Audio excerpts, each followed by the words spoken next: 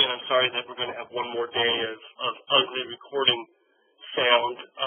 It seems worse this year than it has been in the past.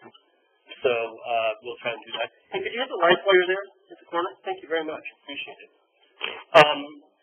Right, so I put up 2 lectures online that I recorded at home that wrap up the 15th century, pick up where we left off with Masaccio's tribute money, and deal with some artists in the generation immediately following Masaccio, also working in the city of Florence, which is the main center of the Renaissance prior to 1500, and looking at works of art in the National Gallery from that particular period, so the middle part of the 15th century. But what we saw with Masaccio was an attempt to move away from the International Gothic style. I don't think he thought about it that way. Right? I don't think he visualized this as a project. I'm going to get away from the International Gothic style. Right?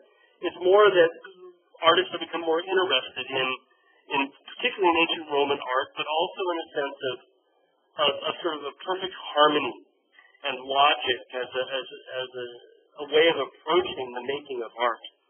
And this becomes a hallmark of the Renaissance, the idea that the artist is more than just a craftsman, but in fact is an intellectual, that this is a form of thinking, which is something I think we still like to think about today. I know a lot of you are in the arts and in design, and we think about this as a mode of thinking as well. So for Masaccio to move out of the International Gothic style into something new, into something more logical, more thoughtful, more Renaissance, there are 2 things that he did. He looked at using one-point perspective as an organizing principle for the composition. That's new, right? That has only been invented in the 1410s, around 1415, we think. And then also turning back to ancient Roman and Greek sculpture as a way of conceiving of the human figure, right? So these 2 different ways of reconceiving a composition.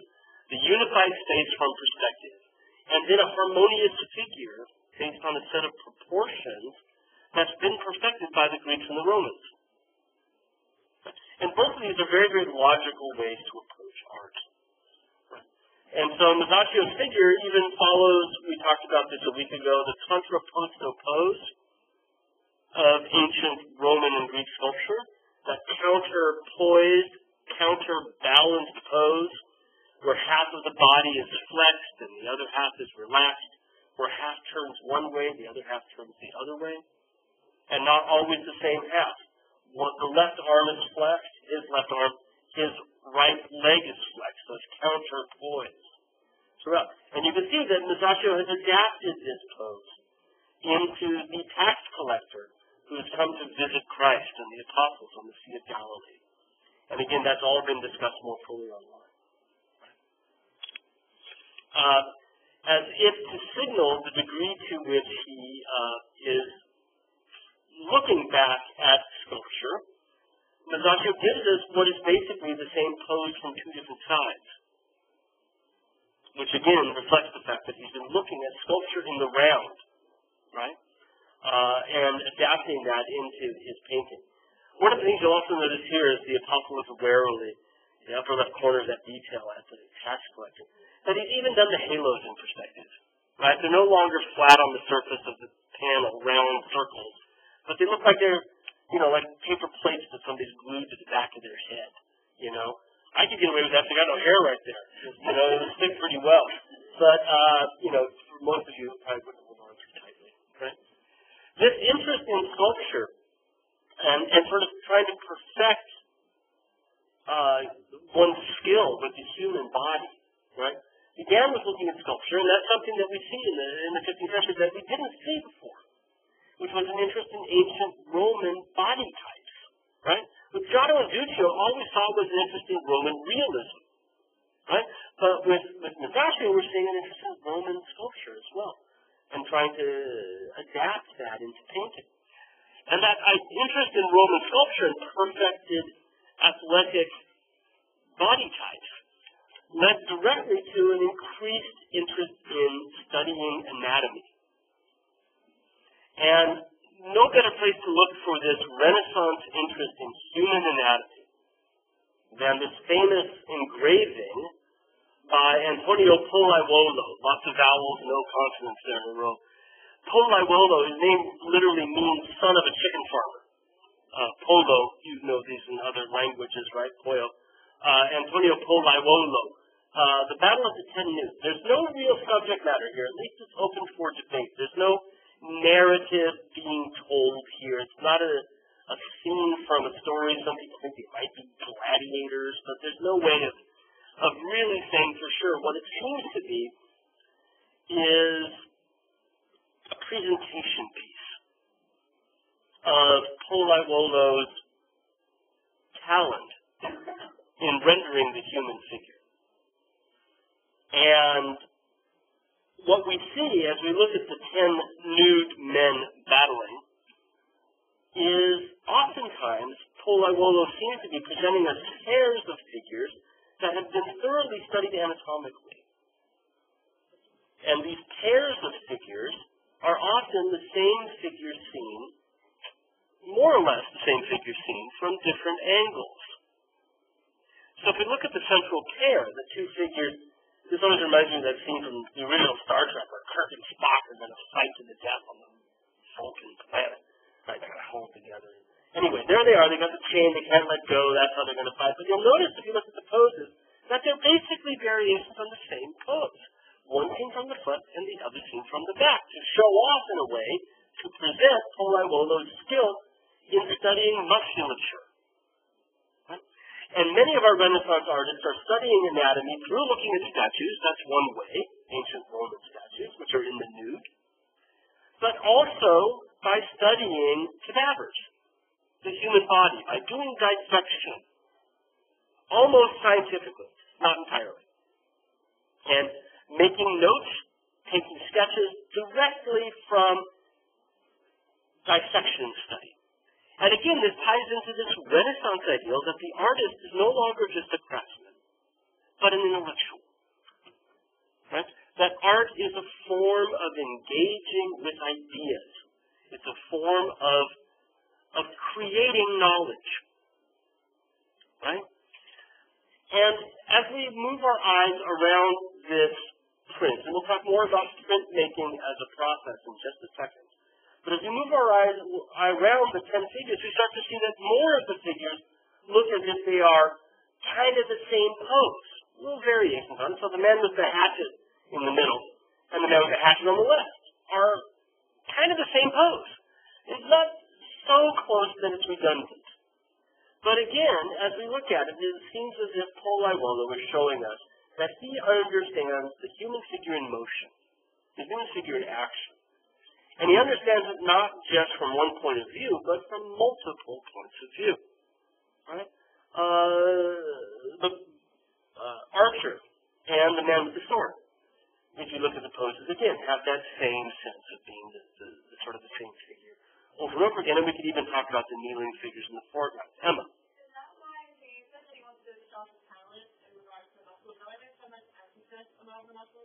Definitely. They seem overly ripply, don't they? Yeah. And highlighted. Well, there's a couple of reasons for that. One of them is the technique, which we'll talk about next. But certainly I think that's part of it. It's almost as if we see through the skin, isn't it? And we're beginning to see the muscles. At the same time, I don't know, if you're watching enough cage fighting, you sort of see people that look like this, you know? Mickey Rourke is a wrestler, you know, get that sort of look about them. There's a sort of quasi-steroided look, although these guys are a little bit more scrappy than that, you know? But yeah, I think that's definitely part of it, that this is really showing not only that he knows muscles, but he knows how they attach and work with each other, right? And the skin doesn't necessarily get in the way of any of that. Yeah. We're going to talk about that next. That's coming up. Okay? Like I said, we'll talk about technique next. Right? So again, we were talking about this new period of the artist as a scientist, the artist as a knowledgeable person. And when we think about our history, when historians write about our history, we write about the Renaissance because it's so varied. This is very different from Giotto, right? Very different from Duccio. We sort of think about the Renaissance as having three basic phases. And this is something that historians do anyway. We sort of think about like biology, right? There's youth, maturity, right? Old age, right? Youth, adolescence, and maturity. And so, the early Renaissance or proto-Renaissance is Giotto, right, the very early stages. And on a certain level that holds true because at that point they're just looking at Roman art for surrealism, right? Then there's sort of the beginning of maturity is the Masaccio. And if you play those online lectures like I asked you to, it's Fra Angelico, it's Fra Filippo Lippi, Botticelli, right? Although Botticelli transcends it into the high Renaissance. And they're beginning to look at Roman body types too, right? They're sort of expanding their knowledge of ancient Rome. And as we get to the high Renaissance, we get to this period where artists are appreciated within society as having a certain status that's much better than other craftsmen, which is very different from where they were at Giotto's time. And we tend to think of this as the high Renaissance, the full maturity of it all. And we're sort of at the beginning of it here, although one of the online worksheets for the third worksheet, right, asks you what are the dates of the Renaissance, and this is still before it, right? It's sort of high Renaissance really going, car metaphors, firing on all cylinders from around 1485, right? But we're getting there. And this is planting the seeds for what we're going to see. Now, going to Hosmer's question, why is it only in black and white? This is a print. In order to make a print, what a printmaker does is to make a matrix that is inked, and the ink is transferred to a piece of paper. Okay? Now, there are numbers of ways of making that surface that transfers the ink, right? And the two principal ways, they basically have to do, both of them have to do with the fact that any flat surface that has been manipulated, right, the variations in the smoothness will catch ink in different ways, right? You ever make rubbings, sidewalk or wood grain, right? You get the idea, right? The variations in the surface make a variation in how the ink will transfer, okay? So in the 15th century, when printmaking is really just beginning, there are two basic ways of doing this. One is with a wood block, where you carve away all the white pieces, and then you roll some ink over the top of the mountaintops, right? You carve the valleys, you roll the ink over the mountaintops, and then you lay the piece of paper on the top, and you sort of rub it a bit, and it transfers from the mountaintop to the paper. Okay? That's one way. The second way is what's called engraving. Okay? Now, with engraving, you take a very sharp tool, as you see in Figure 4. This is an 18th century encyclopedia, Diderot's Encyclopedia. And our printmaker there told me it was called a burin. It's a metal carver. It's a very, very, very sharp point, right? And what you do is you basically push that through a piece of metal. So you've got a piece of steel and a piece of softer metal, and you're going to carve the lines. And what you'll do is then rub the ink into the lines, polish off the flat bit, and it stays in those little valleys, right? And then you put a piece of paper on, you rub it, and you press it really, really hard with a printing press, right? And it will push the paper down and pull that ink out, okay? So Pollaiolo's work is monochrome because it's black ink. Got it? Now, one of my undergraduate degrees is printmaking. Copper plate, right? This was an etching on the other side, so me and my brother playing horseshoes. But I got a beer in as well, right? I have to be careful. This could bring blood, right? This is really sharp and really difficult. But you've got to go down, and you push it through, and you cut on a little piece of metal, right? And as you can see here, the little piece of metal comes out in this corkscrew sort of pattern, right? As you cut each of the lines you see. So if we look at Pollaiolo's work, as opposed to this piece, right? And you rub into that line, right? And it would produce something. So all the lines you see here on the image were carved in this way, right? A little burin. Like that, okay? And the lighter the line is, the shallower the cut is. And the darker the line is, the deeper the cut is. Sort of like when you've got a disc tip, right, with a soft tip, and you push harder and it gets wider, right? Same idea as this, okay? So with the detail, we can have an idea of what he's doing here, right? So there's a close-up of the chest of the fellow on the left. And you can see that all of the lines here have been carved, one line at a time. And that Polaiwoa has this style where each of the lines is a sort of zigzag. Can you see that? One way, then back the other way, then one way. And almost all of them run on that sort of 30-degree diagonal from upper left to lower right. So the entire thing, and it might seem like an awful lot of work, but the beauty is when you get done, you can keep printing it and printing it and printing it, right? Now, eventually, the press, which is rollers and puts a lot of pressure on, will smooth out your lines, right? So there's a limit to how many you can print. But we've got 2 impressions at the National Gallery. The Metropolitan Museum of Europe has 4 or 5 of these, right? And it's fairly big. Which, if you think about it, in the Middle Ages, okay, I got this, for $18 on Amazon, uncut. Nice thick piece of copper, right? However, in 1465, imagine what it would take to get a perfectly smooth piece of copper plate, right? They're not rolling off of machines, right? They are hand-pounded and hand-smoothed. So it's really quite a thing, right?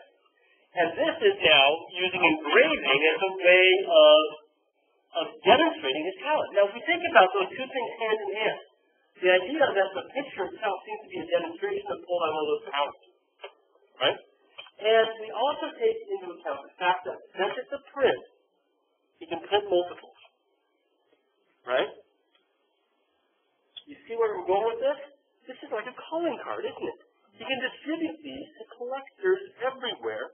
And if we look at his signature, the work of Antonia Polaiwoa of Florence, it not only tells us who did it, but it tells us where we can go find him if we want to hire him, if this is what we're looking for in our art, right? This is a calling card in ways, but a fancy one, and not something you would just give away, right? But these sorts of things get traded, right? They can move further and faster than a painting on a wood panel can, right? You fold it up and put it in your pocket. And it's basically there to show off exactly what he's doing in Florence at exactly this time. Yeah. How much time it takes to finish all of this? I have no idea. I have no idea how long that would take him. I have no idea. How long he's good. It would take him a lot less time than it would take me. Right? Suffice to say. Okay? Now, from this same period, we're leading into the High Renaissance, is our friend Botticelli, who we looked at online. We looked at a Madonna and Child by Botticelli in the National Gallery. We've got 4 or 5 Botticellis. We looked at the portrait of one of the Medici family by Botticelli as well. And one of the other things that we're talking about is we move into the High Renaissance, the period of the sort of full fruition of Renaissance ideas, right? So we saw Giotto being interested, we saw Giotto being interested in Roman realism. I've got it all put up. We saw various artists in the 15th century, Donatello as part of that makeup lecture, being interested in Roman figure types. With Botticelli, we've got an interest in Roman subject matter. There's nothing Christian here, at least at first sight. It's the birth of the Roman goddess of love, Venus, and it shows the legend of her birth.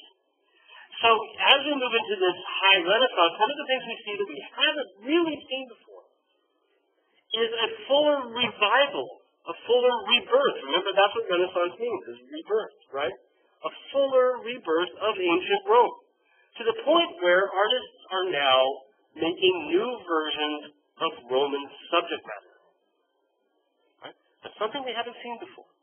The birth of Venus in non-Christian subject matter, right? Being blown to shore by the winds. Okay? Now, the patron for this, the man who originally paid for it, was the grandson of Cosimo de' Medici, Lorenzo de' Medici. He is the ostensible leader of Florence, and if you play back those lectures online, he's the one that got away on Easter Sunday morning from the murderers in the church. If you haven't played it back, that should be enough to get you doing it, right? Murderers in the church on Easter Sunday morning? There was a plot against the Medici. Lorenzo's brother was killed. Lorenzo survived. Both of them are the grandsons of the father of the family, Cosimo de' Medici, who paid for numerous works of art. This family was a huge art collecting family. And we've seen their name come up a number of times in those makeup lectures for last Thursday. So this was commissioned by Lorenzo de' Medici, and it was commissioned as a decoration for a wedding, we think. Because this is the first painting we've seen that's been painted on canvas rather than a wooden panel. Now, wooden panels are much more durable than canvas is. And in Italy, canvas is used at this point in history very, very rarely. And often for works that are seen to be, the big word is ephemeral, not meant to last. Right? And since this is on canvas, we think it was not intended to last. Not intended to, it's huge, it's about 7 feet across the base. But you'll also notice, and usually on canvas, it's a very simple composition. You'll notice that the background, for example, is fairly plain. The sky up above has some hints of clouds. The water down below, some hints of waves in the foreground. But for the most part, it's a fairly schematized background that highlights the figures. This is just being read from a distance. Right? So if we add these things together, the composition, the fact that it's on canvas, this suggests to us that it was made as a temporary work of art. But it's, of course, become one of the most famous things, right? Oil of Olay has ripped this off, right? You see it everywhere. There's actually part about this part of the class. It's like, oh, these are works of art I've seen before, right? Now we're going to find out what they're all about, right? So the Birth of Venus, you maybe didn't know was Botticelli from 1482, but you've probably seen this thing somewhere before. Right? So Lorenzo de' Medici commissioned it, we think. We don't have the actual document. And we think that he commissioned it for the wedding of his nephew, whose name also just happened to be Lorenzo, and who lived in the Medici Palace in Florence, along with our Lorenzo. Right? This one's called Lorenzo the Magnificent. Right? And he's the one, he played back those lectures online. He's the one that looks really mean in the sculpture in the National Gallery. That's Lorenzo the Magnificent. Right? So he's the one who paid for this, probably for the wedding of his cousin. Again, confusingly, also Lorenzo. Right? And that accounts for the subject matter. What a great subject matter for a wedding, right? The goddess of love has come to shore. Right? So it's perfect for a wedding. Yeah? And what we see here is the myth. Oh, okay, back up. I'm ahead of myself. The actual form of Venus, again, going back to this idea of reviving ancient Roman works. This is a statue of Venus, a Roman copy of a Greek statue going back to the 2nd century. The statue was owned by Lorenzo de' Medici. It was owned by the Medici family. And our Venus painted is based on her. You see the arms are in the same position. I like in this juxtaposition, she's looking at her. Where's she got that great hair? You know? Whereas, she's got hers all bound up. But you can see that the basic form has been followed here. So again, we're still quoting ancient Roman types. Right? The legend of the birth of Venus is that, and this is a little gory, Venus was born when one of a god, Uranus, the planetary god, right, was castrated by the god of time, Kronos. I love Roman mythology is good for things like this, isn't it? Like, wow, nuts cut off by the god of time. And then Kronos takes Uranus' castrated genitalia and he throws them into the ocean. And this melding of God's naughty bits, right? And the earth gives rise to Venus. That's how Venus is born. Right? The earth is inseminated by the god Uranus. Right? And the Romans said this is also why we get foam. It's discussing this.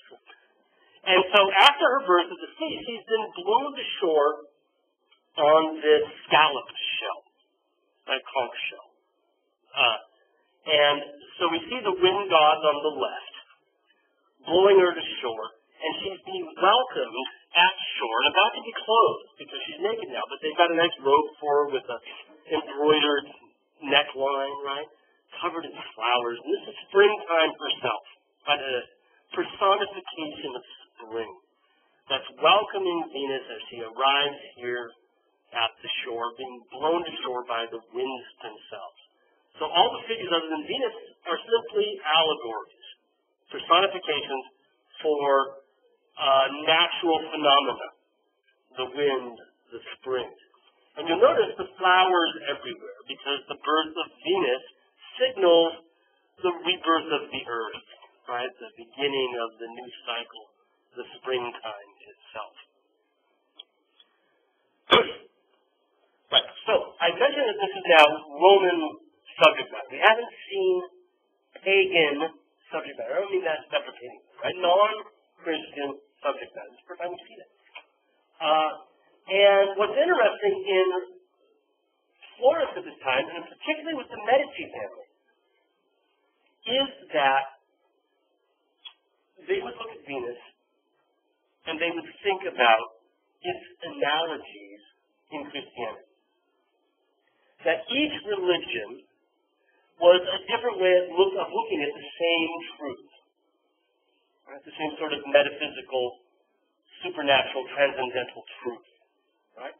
And that certain elements of Venus should remind us of the Virgin Mary. Both of them are love. Pure love for mankind. Both of them bring love from the heavens to the earth. Both of them, according to Catholic dogma, theology, were born miraculously through the intervention of God without a natural male father. Right? And both of them transfer love in that same way. So, a viewer looking at this in the 15th century, and particularly in the Lorenzo de' Medici, would have thought of this as having analogous meaning to Christian ideas, to Christian theology, right? And this is why when we see images of the Virgin Mary, here's a Botticelli in the National Gallery, a Virgin with baby Christ and two angels, you'll notice that the archway behind her looks like Venus' shell, right? And these are on that online makeup lecture, also in Fratello Filippi's image of the Virgin and Child. We again have the shell dome behind her head.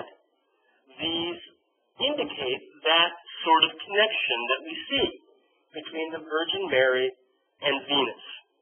Right? So even though it's a pagan image, even though it's a non-Christian image, at face value, people who looked at it would have understood it as an analogy for Christian ideas. This is part and parcel of the prominent philosophical school of thought. I mean this as a school as in a mode of thinking, right? Not a building with four walls, right? Called Neoplatonism, a new attempt at dealing with the ideas of Plato. Neoplatonism, right? And in Renaissance Neoplatonism, one of the things that philosophers did, poets as well, was to draw these sort of learned connections between one religion and another, between Roman mythology and Christianity. And this was particularly important for the Medici family because Lorenzo, the guy who paid for this, actually sponsored I guess you would call it like a book club. It was called the Florentine Academy. And they met in the Medici Palace. And they were led by the leading Neoplatonic philosopher of the day. And they would get together and talk about ideas at the Medici Palace. So the sorts of connections I'm making here are exactly the sorts of things that people are talking about around the Medici family. These Neoplatonic ideas. Right, of connections between religions and other issues related to the physical world and metaphysical experience, metaphysical possibility. Now, Botticelli is a native of Florence and studies under the same artist as Leonardo da Vinci at exactly the same time. The two of these guys are pupils under a sculptor and painter named Verrocchio at exactly the same time. Right? So it's nice to have them on the screen side by side because they're roughly contemporary. Right? Botticelli dies a little younger than Leonardo does, by about 10 years or so. But they start their careers at the same time in the early 1470s, working in the studio of the same artist in Florence. Right? And we are lucky because we have, in the National Gallery, the only painting by Leonardo anywhere in America. And I could go further, anywhere in the Americas, anywhere in this hemisphere. This is the only painting by Leonardo that's universally accepted, and you can go see it downtown for free. Yeah. No, somebody had your hand up behind you. Yeah. His name is Verrocchio, Antonio del Verrocchio. I'll write it down. V-E-R-R-O-C-C-H-I-O. Verrocchio. Right? And his name shows up on the online makeup lecture. He's a sculptor that did the sculptures of the two Medici brothers, right? But he's also a painter as well, very prominent one. And what's funny is his name, Verrocchio, True Eye, by transformation from Dead Idea, right? He had a true eye. He had such a good observer, so I'm thinking about for that. And Verrocchio, right? He's a teacher of both Botticelli and Leonardo. Now, Botticelli, if you go back to his online lecture, had originally started studying under Tropicus Lippi. And this is normal. Most artists will have more than one apprenticeship, right?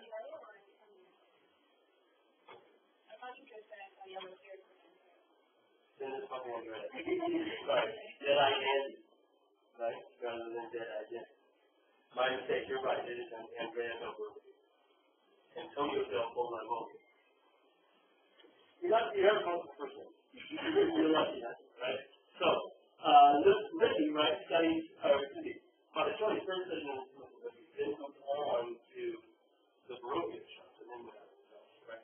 Leonardo had other masters other than Verrocchio as well. This is where he got his first final training before branching out. Now, in our picture, from the National Gallery, one of the very, very earliest independent pictures. Right? We think this is as soon as he stopped being an apprentice. This is one of the first paintings he did, a commission work. Okay, so that's why they're up on the screen at the same time. They are contemporaries, and like I said, it's a rare thing to have a Leonardo painting at all. Right, let alone something as important in his career as an early example of Leonardo, and it's the only one of its kind anywhere in the Americas. Now, it's been damaged. We're missing part of it. It was not originally square. It originally showed further down to about below her bust, roughly her waist, and originally we could see her hands, right? And we know this from a couple of things. So this is a reconstruction of more or less what it originally looked like, right? And this is the norm for portraits to show us sort of down to the hip level because the hands were an important part of communicating character, right? And so originally he included her hands. We actually have the original drawing for the hands, not at the National Gallery, but in another museum, and it gives us a sense of where we might have originally seen things, right? But what we're left with is just a fragment of the original. No, we don't, as a matter of fact. That's unfortunately. It's been that way all along. Not that you would ever say no to a Leonardo. I don't want it. It's damaged, right? But it's, usually when paintings are missing the bottom like this, when they're missing the bottom like this, it has to do with where they were displayed and putting lights in front of it, which were early on candles, right? And so that's as good a guess as any, but it's just a guess. What you could do if you wanted to find out for sure is would be to go and check. The National Gallery has a conservation report that will talk about the bottom that's been cut off and what we're missing from down there. And sometimes if they know, they could find it's part of the charge, for example, then you would have an answer, right? But usually if something is damaged from fire like that, they'll cut up above it, right, trim it beyond that. So it's anybody's guess. It's been in this state for as long as people have known it, right? Okay, so Ginevra da Vinci. A couple things I wanted to point to about this. Already in this very early work, we see a couple things that are going to be typical for Leonardo.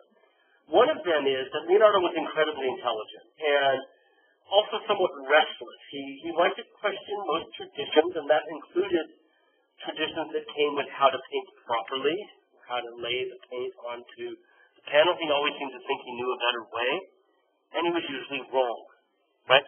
Now, I'm not one to question Leonardo. He's one of the smartest men that ever lived. He's the paragon of this idea of a Renaissance artist as a thinker, right?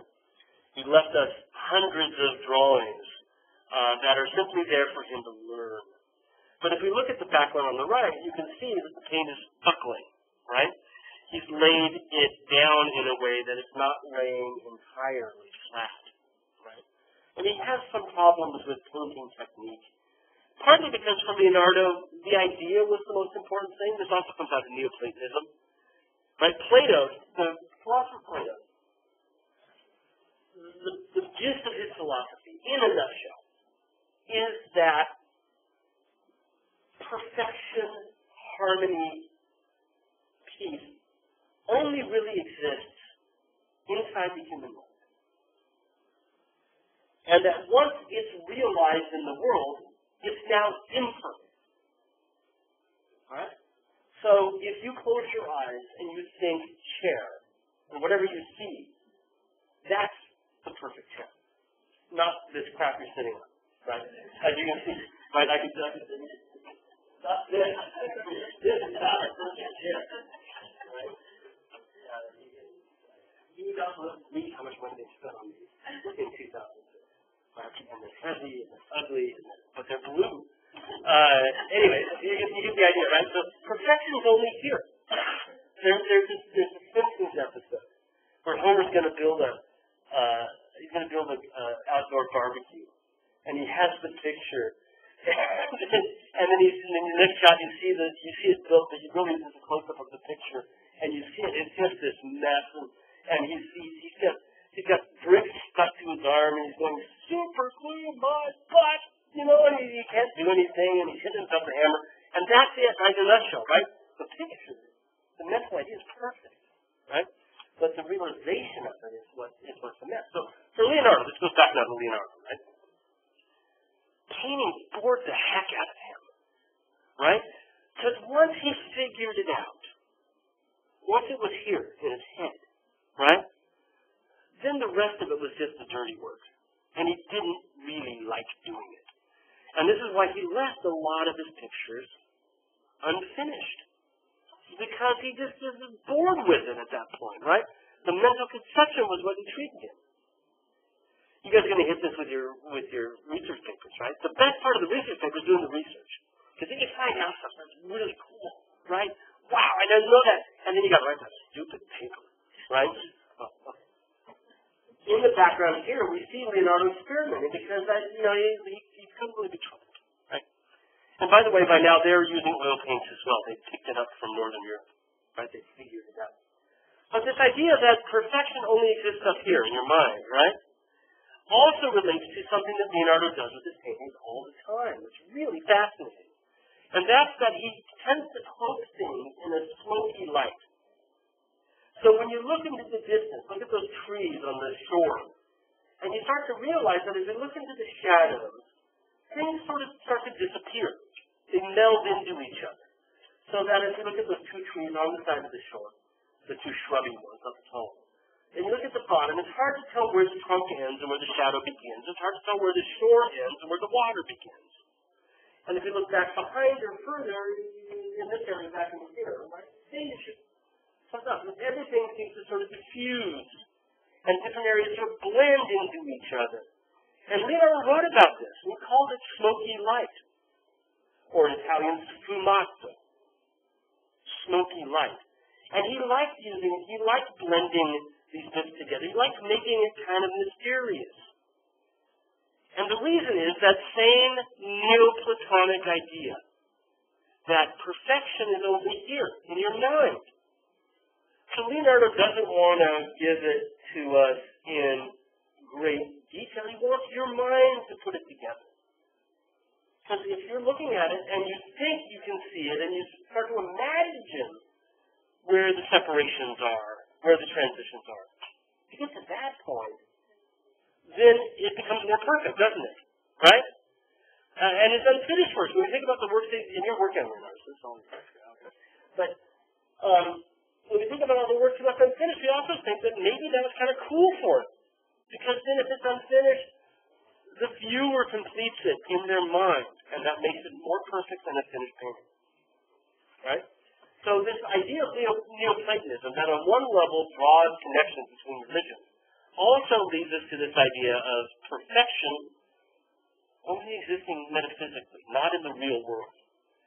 And Leonardo, for all of the detailed real world he gives us, tends to give us this world that is mysterious and foggy and smoky, so that your mind has to complete the picture.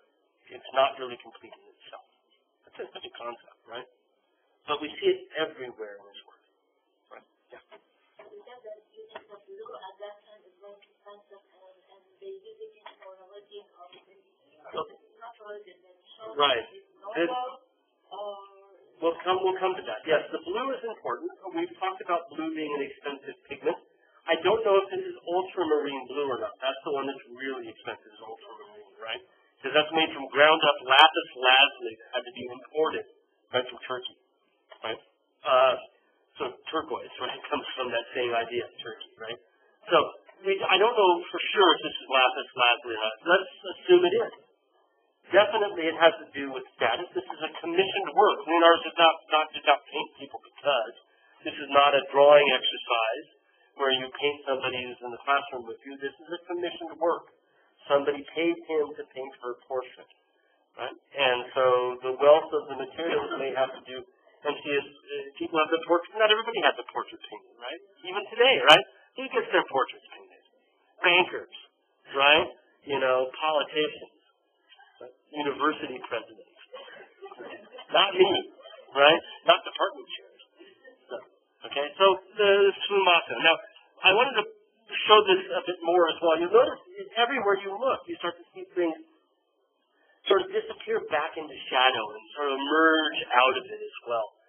So as you're watching the work, as you're spending time looking at it, you start to see things, or think that you see things, the more time you spend looking, right? And you would have more of that effect in front of the work than with a digital reproduction, right? The tree that's directly behind her, this spiky tree that runs up into the upper left corner of the piece, is a juniper bush.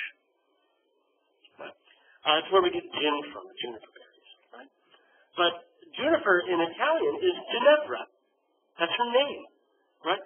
So he's included this bush behind her as a symbol for her name. She's one with nature. Right? And she melds into it. Her hair, her soft, right, almost like spun gold. The curls of her hair fold back into this spiky bush. Nice detail here. This is Leonardo's phone. In the wet paint. You can see in this particular picture. Right? So that's chosen for that reason. And then we look over here as well. We see this idea that these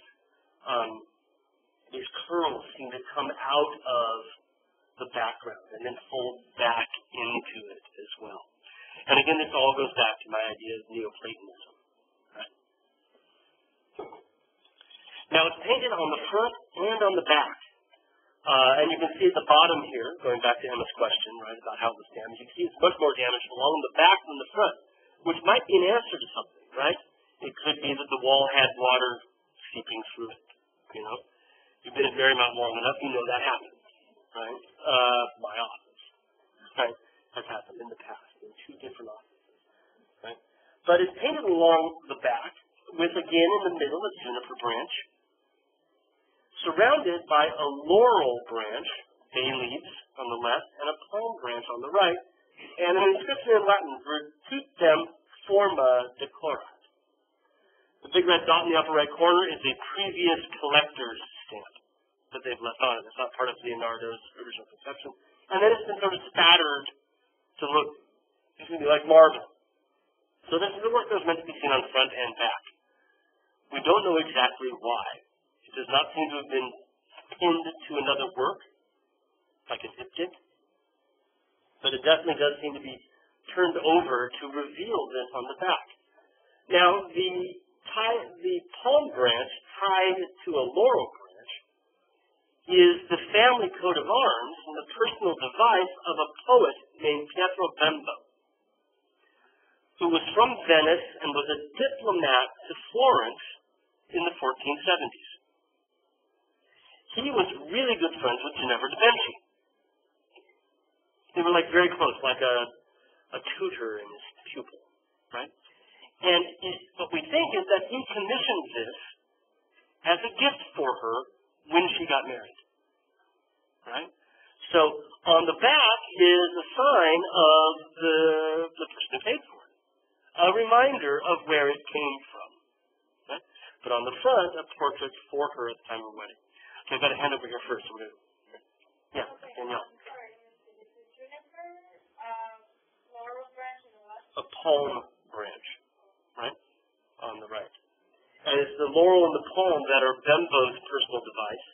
We find it in manuscripts he owns. Whereas the juniper in the middle is her, right? And we have another question. Okay. The other thing is, then, what about this inscription, right? Virtutem Forma Decorat, right? Beauty adorns virtue. And what it's basically saying is that the inward character, virtue, will show outwardly forma, right? In beauty, decorat. Right? Virtutum forma decorat. Beauty adorns virtue. And that's meant to refer to her.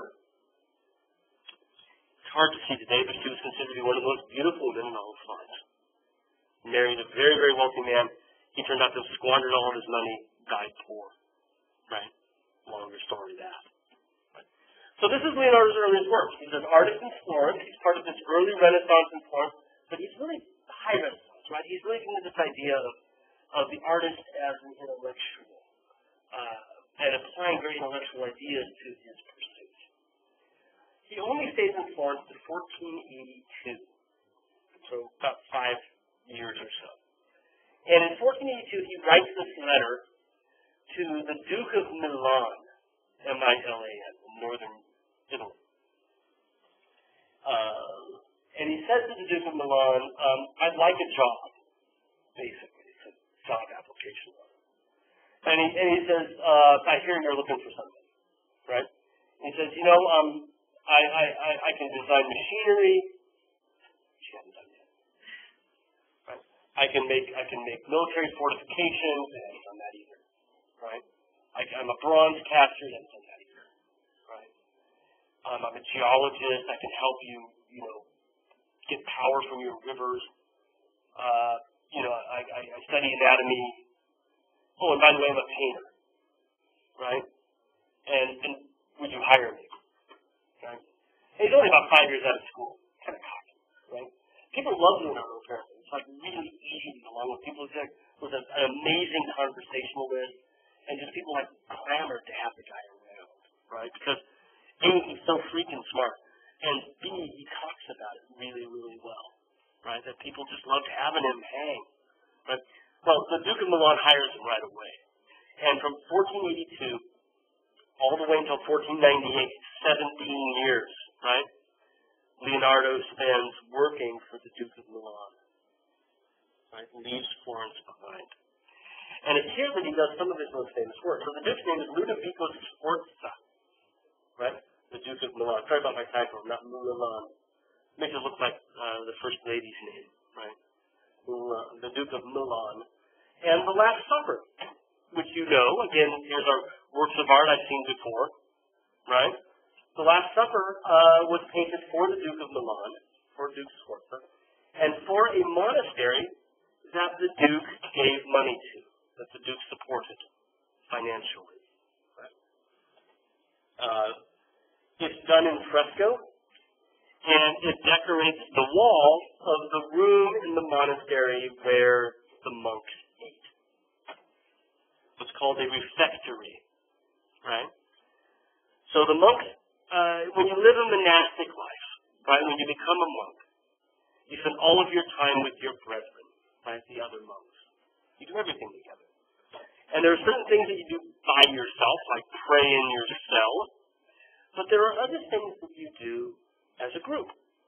And every morning you'll hear the monastic order, the rules for the monastery read to you every morning, right? I guess there's no excuse for forgetting, right? And you would gather in the chapter house to hear that, right? You would gather together for religious services, right? The Mass, at each of the canonical hours, right? And you would gather together to eat. So Leonardo's Last Supper was the wall decoration in the room where they ate, which is nice, right? Because it shows Christ eating with his brethren. The Last Supper that they have together as a group. And you as a monk get to eat with Jesus and the apostles every time. And you're reminded of the sanctity of the meal. So you see Christ blessing it. And you'll notice how well the perspective that he uses, one-point perspective, extends the wall, doesn't it? It really seems as if it just pushes back and they're there on an elevated plane in the same room that we are. We, America, bombed the heck out of this city in World War II, right? Because of Mussolini, Italy was part of the Axis with Hitler, right? Did you guys see the Monuments Men movie a few years back with George Clooney? One of the things that we did, this is one of the things America did, was not bombing the crap out of this building. That was not all that great. But what we did as a country is we decided that we're going to go in and bomb Europe, which we have to do as a part of the war effort. We don't want to destroy everything. We don't want to just, level stuff. So they set up a commission, and the first phase of the commission was to advise people in the plane on what is in each city that you shouldn't try to hit. If you can avoid it, right? Churches and whatnot. And our precision in World War II was still pretty good, right? That they could do that. They said, okay, fine, we're going to go after it. Don't get here, get here. And they were down, within yards that could do this. And so the Monuments Men, one of the first things they did was to tell the Army how to preserve monuments. And the second thing that they did was at a certain point they would sort of tell people, we're coming tomorrow, right?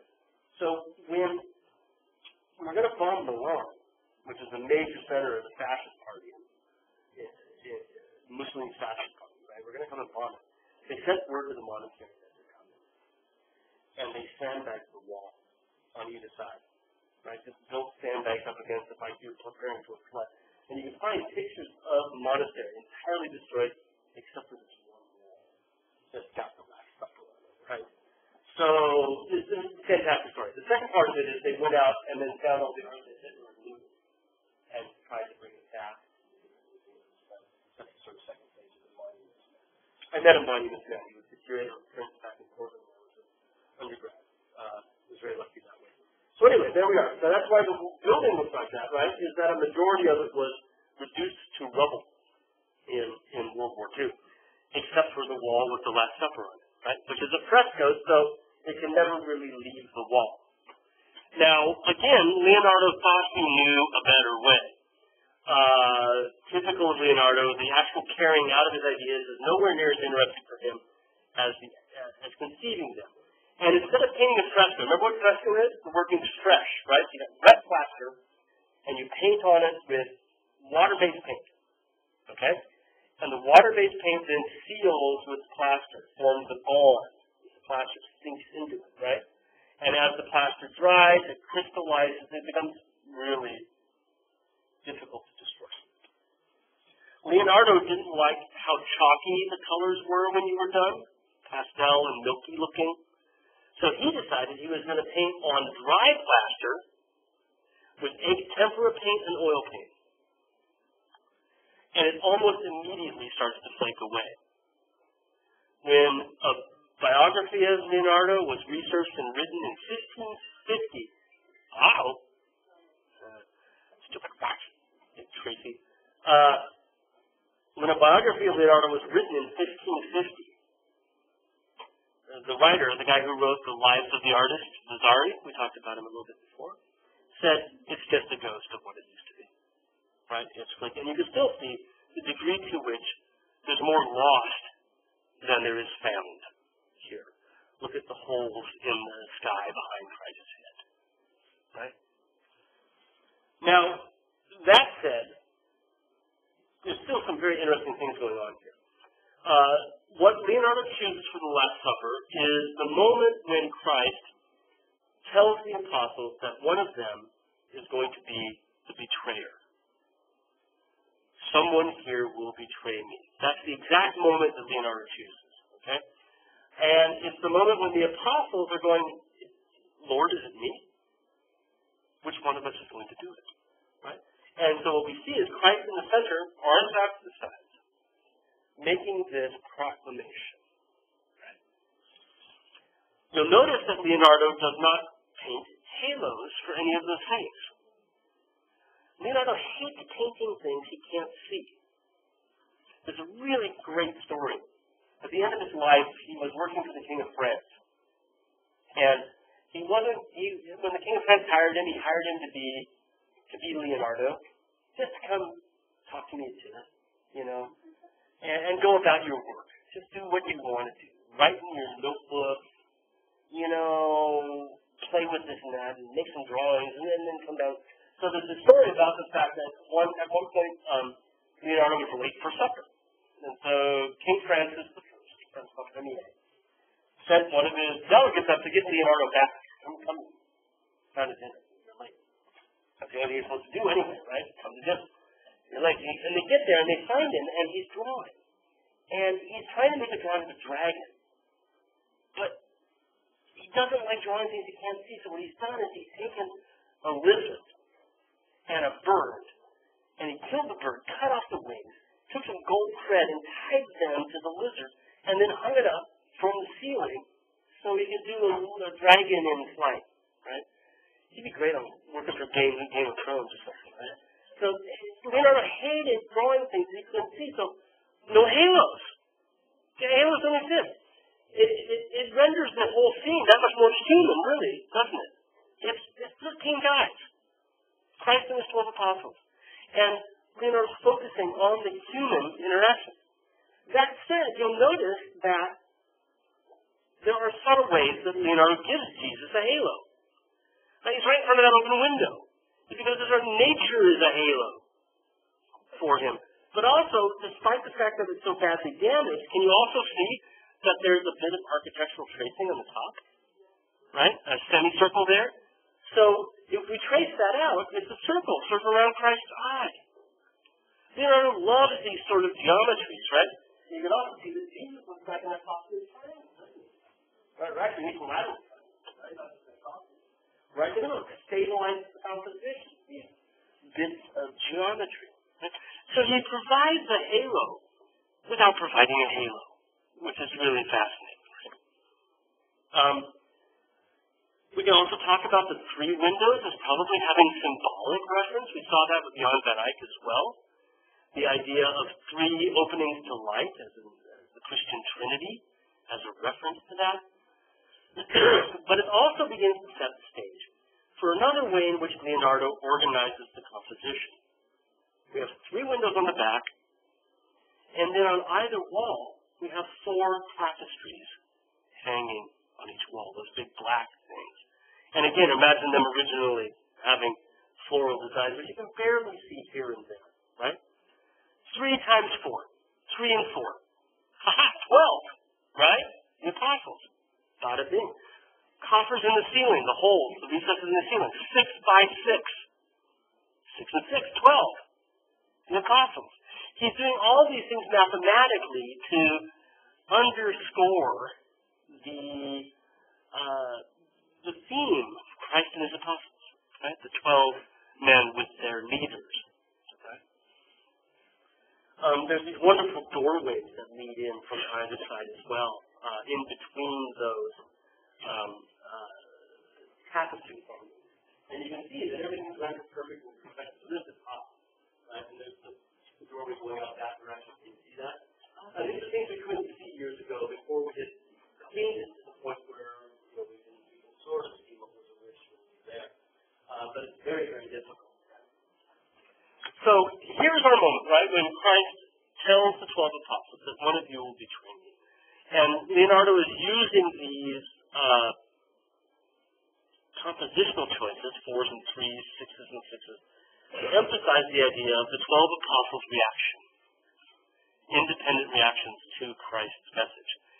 And what's also really fascinating is the way he breaks up the composition. So Christ, boom, drops this bomb, right? One of you will be trying to get living together for 3 years. Right? One of you guys is going to turn me in. And what happens as soon as he says this is the apostles are going to immediately separate into 4 groups of 3. Right? And you can see they're very clearly sort of laid out. 3, 3, Christ, 3, 3. Yep. And that goes back to the wall hangings, right? The 4s and 3s that organize the entire composition. And Leonardo is interested in these eloquent gestures that are all about self-doubt. Right? And when they say, is it me, they're going like, oh my God, could I possibly do this? You know, there's that sense of you don't know what you're capable of. Right? And each one of them a different sort of reaction, a very, very human reaction. Not necessarily emotional, more intellectual to this bombshell announcement.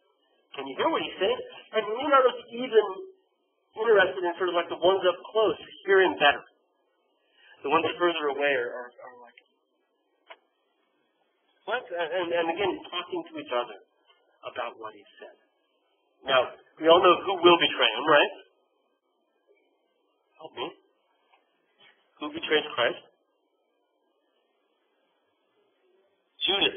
Very good. Judas Iscariot betrays Christ. Now, at this moment, usually when we see Last Supper, Judas is separated from the other 12, or the other 11, right?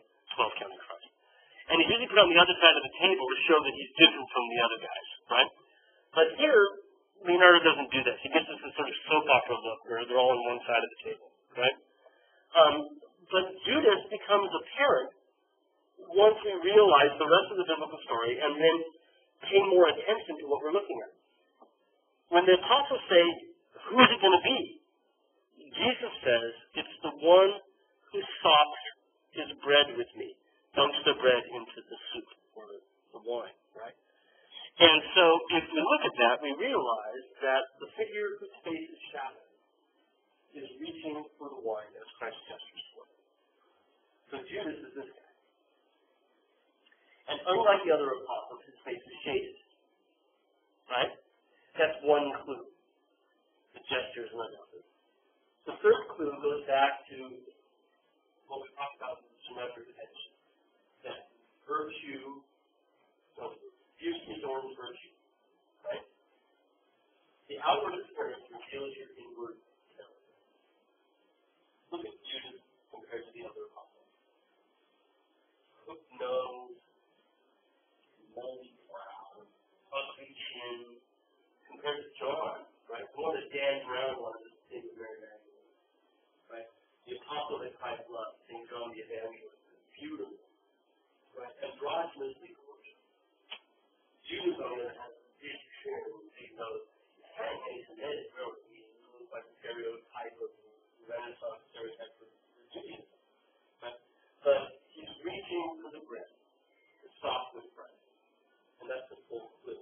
And then the other stuff makes it that much more apparent that Judas is the one who will betray Christ. So again, this was done while Leonardo was living in Milan. Had left his hometown of Florence for the better part of 17 years, working as the court painter for the Duke of Milan on a on a number of different projects, including this fresco, not a true fresco, just wall painting, in the refectory of a monastery supported by the Duke. In 1498, the Duchy of Milan is invaded by the French. The French king invades the Duchy of Milan, overthrows Duke Ludovico Sforza, and Leonardo hightails it back to Florence. He flees. Right? Winds up back in Florence from 1498 to around 1510-ish. Right? For the next 10 years or so. He's back in his hometown. And it's while he's back in Florence that he paints this, right? The Mona Lisa. So again, we're talking about works of art that you have seen somewhere before. Mona Lisa is really Lisa Maria Gherardini, another commissioned portrait. Right? She's the wife of another man, commissioned probably by her husband for them. But for some unexplained reason, Leonardo never gave it to them. He kept it for his entire life. It was still in his collection when he died. This is why we call it Mona Lisa. Right? Her name isn't Mona. Mona means mine in Italian. My Lisa. It's Leonardo's Lisa. We have no idea why he kept it. Did the patrons not like it? Can you imagine? The most famous work of art in the world. Right? I'll get another one instead. Okay? It had nothing to do with attraction. Leonardo was gay. The word didn't exist yet, but Leonardo preferred the company of men to women. So there's nothing going on between him and Lisa Maria by any means. It remains a mystery why Leonardo kept it. We just simply do not know. Right? But we do know some interesting things about it. In his possession, he used it as a teaching tool. His pupils watched him paint and copied it while he was painting. We'll see this in just a second.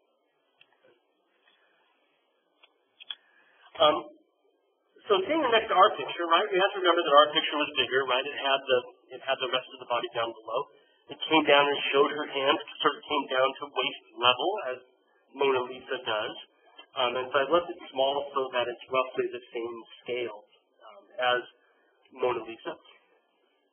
It has some of the same qualities. At the same time, in the intervening almost 30 years, Leonardo has developed as an artist. It still has sfumato lighting. He still uses the background to enhance the character of the sitter. He still uses the hands as part of that characterization. All of these things are there already with Ginevra da Vinci, at least in its original state. And it's simply become more complicated, more difficult, more mysterious as time has gone on. The sfumato, for example, has gotten heavier. It becomes significantly more difficult to know what the heck is going on in any particular part of the picture. Lisa's hair comes down over her shoulders and then disappears into her robe. And we can follow those twirls of hair and even the slight gauze that's been laid over the top of it. That gauzy piece of fabric. But then as it hits her shoulder, you can't tell where the hair starts and where the fabric of her costume begins. This sfumato is even there in her face, where the actual lines that separate the eyelid from the eyebrow sort of fade into indistinctness. Look at her lips, for example. There are no real distinctions between the different parts. Leonardo's sfumato lighting, that smokiness, is everywhere.